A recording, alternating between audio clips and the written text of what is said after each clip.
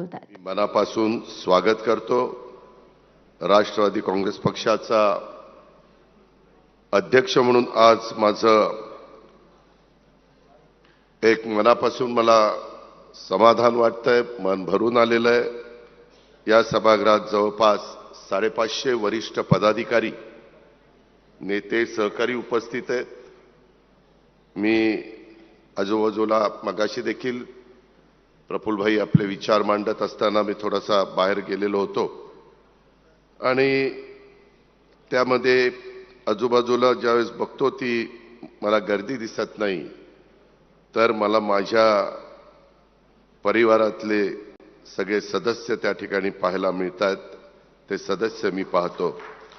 तुमच्या प्रत्येकाच्या पाठीशी आज लोक उभे आहेत आणि तुम्हा सर्वांच्या उपस्थितीमुळे मला नव्या उमेदीनं, नव्या आशेने पुढे जाण्याची ताकद ही त्या ठिकाणी मिळणार आहे।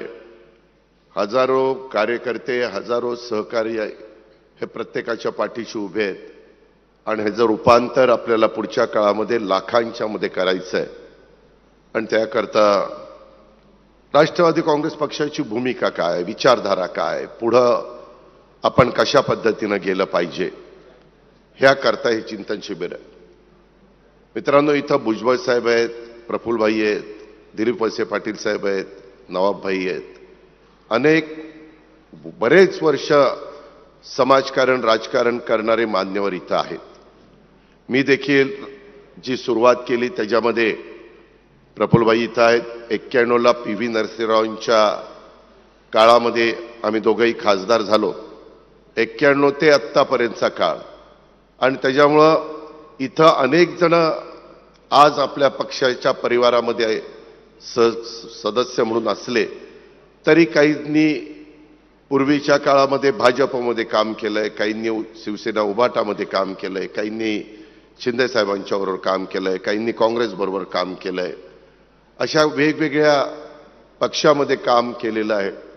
परंतु आता एक समविचारी पक्ष किंवा सर्व धर्म समभाव मानणारा पक्ष म्हणून आपल्या पक्षाची ओळख ही आपण केलेली आहे। माझ्या आधी पण बऱ्याच मान्यवरांनी सांगितलं, शिवशाहू आंबेडकरांची विचारधारा घेऊन मित्रांनो आपण पुढे चाललेलो आहे।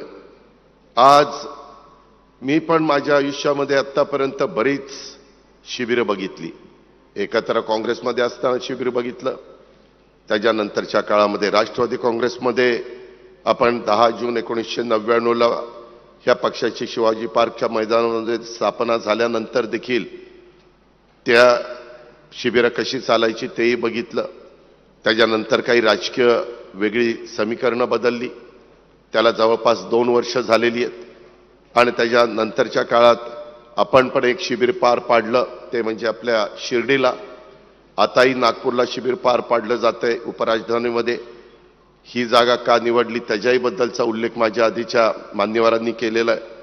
आज आपण राष्ट्रवादी चिंतन शिबिरासाठी एकत्र आलेलो आहोत आणि हे चिंतन शिबिर केवळ पुढच्या स्थानिक स्वराज्य संस्थांच्या निवडणुकीपुरतं नाहीये, तर पुढच्या पिढीसाठी आहे। आणि म्हणून तुम्ही सगळ्यांनी आजपर्यंतची जी शिबिरं पाहिली त्यापेक्षा आजचं शिबिर थोडंसं वेगळ्या पद्धतीचं आहे, ते तुम्हाला दिवसभरामध्ये लक्षामध्ये येईल। आणि आज फक्त भाषणं करून आपल्याला दिवसभराचा वेळ घालवायचा नाहीये, तर आज आपण जे आता ग्रुप केले जातील त्याच्यामध्ये प्रामाणिकपणे चर्चा, काही तुमच्या मनामध्ये देखील धाडसी कल्पना असू शकतात। नवीन जनरेशन आहे, माझ्या लाडक्या बहिणी आहेत, माझे बंधू आहेत, आमचे वडीलधारी आहेत, आणि त्याच्यामुळे काहींच्याकडे अनुभवाचे बोल असतील, काहींच्याकडं एक नवीन व्हिजन त्यांच्या डोळ्यासमोर असेल, आणि म्हणून काही धाडसी कल्पना, काही ठोस निर्णय हे आपल्याला घ्यायचे आहेत। आपल्या इथली चांद्यापासून बांद्यापर्यंत भौगोलिक परिस्थिती वेगवेगळी आहे।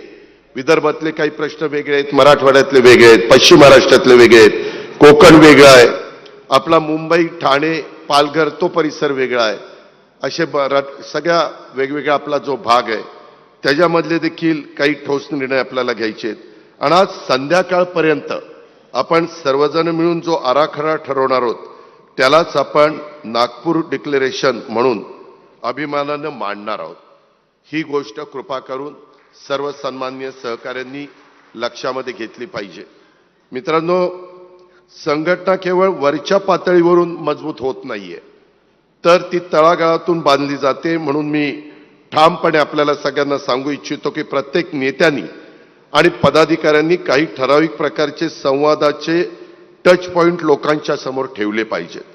बूथस्तरीय संवाद, प्रभाग सभा, जनसंवाद शिबिर, राष्ट्रवादी परिवार मिलन, युवक टाउन हॉल, महिला बचत गट बैठक आणि उद्योग, त्याच्यामध्ये रोजगार सुविधाची शिबिरं, हे आपण वर्षभर शिस्तीनं त्या ठिकाणी केलं जाणार आहे. तर आपला पक्ष नेहमी हा लोकांच्या जवळ राहील, जनतेच्या जवळ राहील.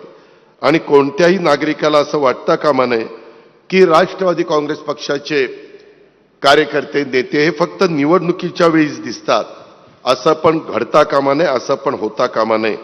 आणि तुम्ही सर्वांना ठाऊक आहे की आपण भाजपच्या नेतृत्वाखाली महायुतीच्या सरकारमध्ये आपण पण आहोत. शिवसेना